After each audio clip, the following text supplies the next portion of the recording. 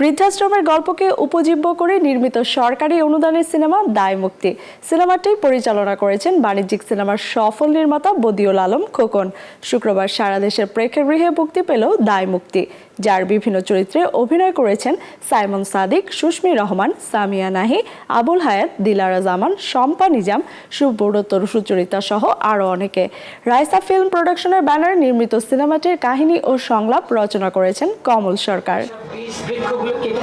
আমার অত্যন্ত পছন্দের একটি চরিত্র।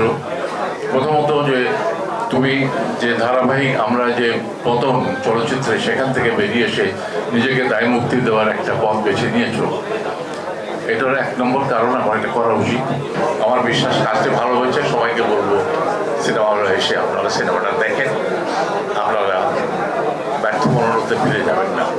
আমরা দেখি যে অবহেলিত বাবা মাদের দেখি যে বাড়ি থেকে হয়তো বাবা মাদের বের করে দিয়েছে, বা বাবা মাদের হয়তো ছেলে মেয়েরা গায়ে হাত তুলছে, এরকম অনেক ভিডিও আমরা আসলে মাঝে সাঝে দেখি। তো দায় মুক্তি আসলে এরকমই একটা গল্প। আমার জীবনের শেষ সময় বলা যায়, অনেক দূর এসেছি। এখন আপনারা যারা সাংবাদিক ভাই এখানে আছেন, আমি বলবো আমরা সত্য সুন্দরের জন্য যুদ্ধ করছি এবং আপনারাও সত্য এবং ন্যায়ের জন্য যুদ্ধ করছেন।